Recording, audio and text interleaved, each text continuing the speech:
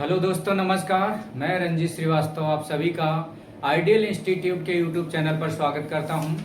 मित्रों, आप लोग कैसे हैं? उम्मीद करते हैं बहुत अच्छे ही होंगे।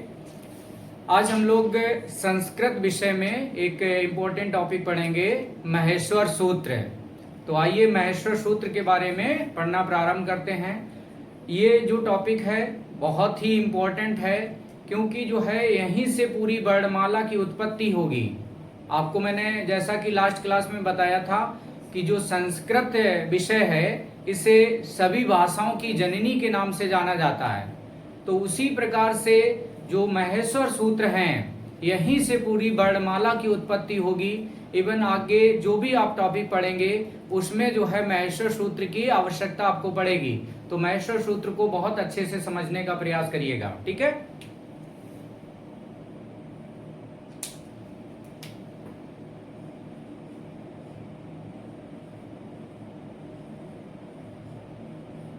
महेश्वर सूत्र, अच्छा ये चीज आप लोग शायद जानते होंगे, इन्हें महेश्वर सूत्र क्यों कहा जाता है। क्योंकि जो महेश्वर सूत्र हैं इनकी उत्पत्ति भगवान शिव के डमरू से होती है। भगवान शिव जी ने एक बार डमरू बजाया था, तो उनके डमरू से कुछ ध्वनियां निकलती हैं, जिसे महर्षि पाणिनि जी ने उसका रसास्वादन किया और उन्होंने अपने ग्रंथ में लिख लिया। भगवान शिव जी का जो डमरू था उसके एक तरफ से 5 प्रकार से ध्वनि निकली और एक तरफ से कुल 9 प्रकार की ध्वनि निकली। तो 9 और 5 कितना हो गया? 14। तो ये जो 14 प्रकार की जो ध्वनि निकली थी इसका रसास्वादन किया था महर्षि पाणिनि जी ने, और महर्षि पाणिनि जी ने इन सभी चीजों को, ये जो 14 प्रकार की जो ध्वनि निकली थी इसे अपने ग्रंथ में लिख दिया, जिसे महेश्वर सूत्र या शिव सूत्र के नाम से जाना गया। बेटा इसी महेश्वर सूत्र को ही शिव सूत्र के नाम से भी जाना जाता है। इसका एक दूसरा नाम है शिव सूत्र। तो इसी महेश्वर सूत्र को ही शिव सूत्र के नाम से भी जाना जाता है। अच्छा, एग्जाम में ये पूछा जाता है कि महेश्वर सूत्रों की संख्या कितनी है, कुल शिव सूत्र कितने हैं। तो इनकी संख्या भी आपको याद रखना है, बहुत इंपॉर्टेंट है। पिछली कई परीक्षाओं में महेश्वर सूत्र की संख्या पूछी जा चुकी है। तो इनकी कुल संख्या मैंने आपको जैसा कि भी बताया कि एक तरफ से 5 प्रकार की ध्वनि निकली थी, एक तरफ से 9 प्रकार की, कुल 14 प्रकार की ध्वनि हो जाती है। यानी एक तरफ से 5 और एक तरफ से 9, तो कुल कितना हो गया? 14। तो 14 महेश्वर सूत्र हैं टोटल, है ना। इस 14 को संस्कृत में लिखा जाएगा चतुर्दश। क्या लिखा जाएगा? चतुर्दश।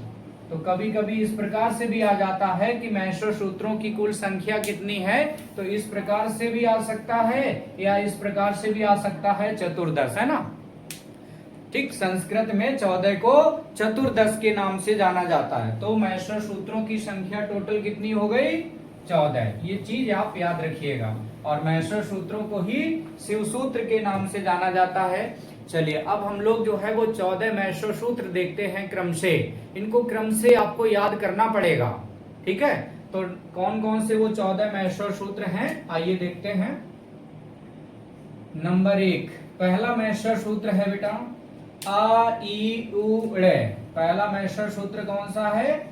आ ई उ ड़े। आ ई उ ड़े। ठीक, महेश्वर सूत्र की एक विशेषता रहेगी कि प्रत्येक महेश्वर सूत्र का जो अंतिम वर्ण होगा उस पे हलंत लगाया जाएगा।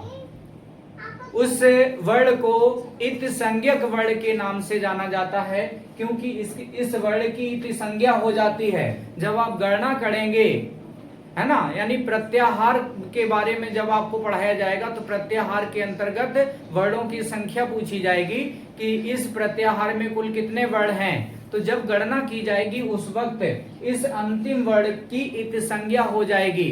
इस वजह से इसे इत संज्ञक वर्ण के नाम से जाना जाएगा, जिसपे भी हलंत लगा होगा, यानी अंतिम वर्ण पे हलंत लगेगा। ये चीज ध्यान रखिएगा, ठीक है। तो पहला महेश्वर सूत्र हो गया आ ई उ ड़े। इसी क्रम में दूसरा महेश्वर सूत्र है री ली कै। इसे क्या पढ़ेंगे? री लरी क, री लरी क। ठीक है, ये दूसरा महेश्वर सूत्र हो गया। तीसरा महेश्वर सूत्र है ए ओंग, ए ओंग, ए ओंग, ये तीसरा महेश्वर सूत्र है।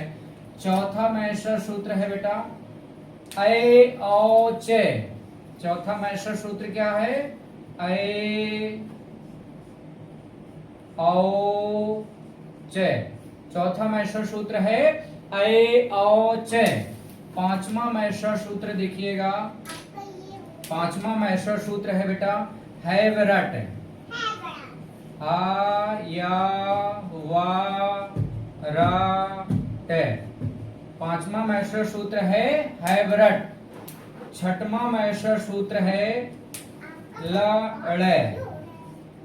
छठवां महेश्वर सूत्र है ल ड़, इस प्रकार से है ना, ल ड़। सातवां महेश्वर सूत्र देखिएगा, सातवां है यमंगणनम। सातवां है यमंग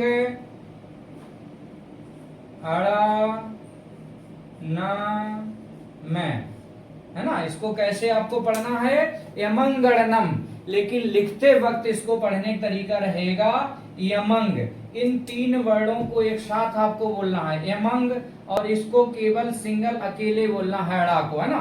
तो यमंग अड़ा, और इन दोनों को एक साथ बोलिएगा नम, यमंग अड़ा नम। जब कभी भी आप लिखें तो इस प्रकार से इसको आपको बोलना है यमंग अड़ा नम, ठीक। लेकिन जब आपसे कोई कहे कि सातवां महेश्वर सूत्र बताओ, तब उस वक्त आप इसको ऐसे पढ़िएगा यमंगणनम। सातवां महेश्वर सूत्र कैसे बोलोगे? तब यमंगणनम, लेकिन लिखते वक्त इसको बोलना है यमंग अड़ा नम। तो आपका कोई भी यहाँ पर वर्ड मिस नहीं होगा, छूटेगा नहीं, अदरवाइज छूट सकता है, ठीक है। तो इस प्रकार से सातवां महेश्वर सूत्र आपको याद रखना है। आठवां महेश्वर सूत्र देखिएगा झवै, झभाया, ये आठवां महेश्वर सूत्र है झवा, झवै। नौवां महेश्वर सूत्र देखिएगा, नौवां महेश्वर सूत्र है घ ढ धा श, घ ढ धा श, घट धस। ये नौवां महेश्वर सूत्र हो गया, ठीक है। इसके बाद देखिएगा 10वां महेश्वर सूत्र। 10वां महेश्वर सूत्र है बेटा जब गट दस। 10वां महेश्वर सूत्र कौन सा है? ज ब ग ड द श, जब गड 10, है ना। कैसे बोलना है इसको? जब गड 10, है ना, जब गड 10। इस प्रकार से ये आपका 10वां महेश्वर सूत्र हो गया, जब गड 10। आप देखिएगा लास्ट में इन दोनों वर्णों को मिला के बोलेंगे 10 निकल रहा ना, और 10वें नंबर का ये महेश्वर सूत्र है।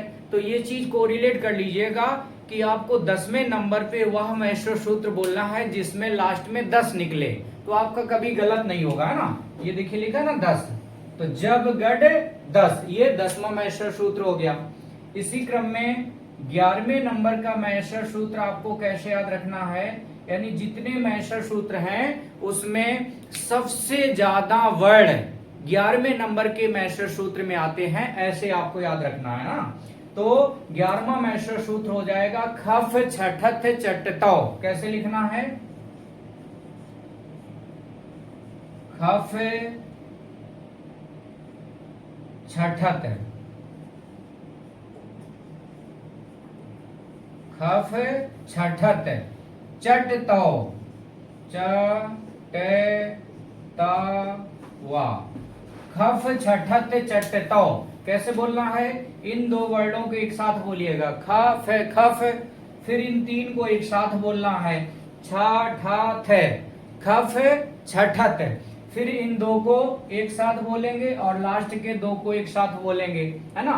चट चट और ता और वा तो। तो हो गया आपका खफ छठत चट तो। ये 11वां महेश्वर सूत्र है, ठीक है। इसी क्रम में 12वें नंबर का महेश्वर सूत्र है बेटा आपका कफय। 12वां मैस्टर सूत्र कौन सा है? क प या, कपय।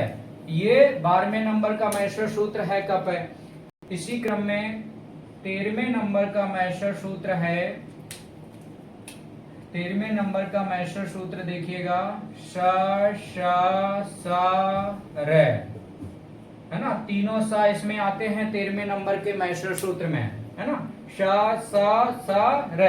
14वां मैस्टर सूत्र है ह ल। 14वें नंबर का मैस्टर सूत्र कौन सा है? ह ल। ठीक, तो इस प्रकार से ये टोटल 14 मैस्टर सूत्र हैं।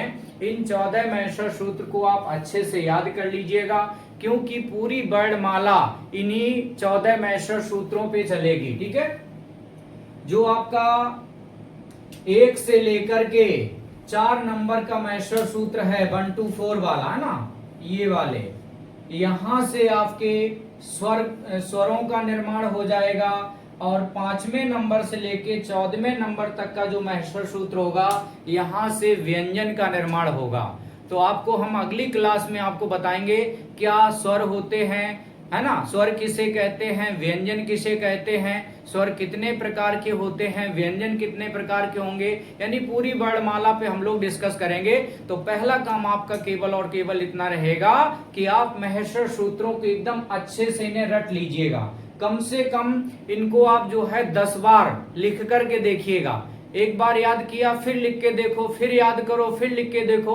ये प्रक्रिया आप 10 बार करके देखिएगा।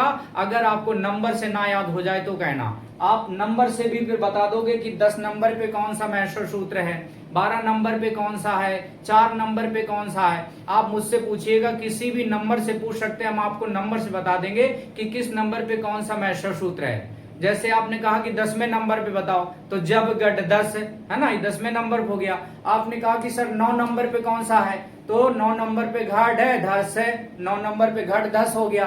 ठीक ठीक, आप कोई भी नंबर बोलिएगा, विद इन सेकेंड आपको नंबर से बताया जा सकता है। तो इसी प्रकार से आपको भी रटना है।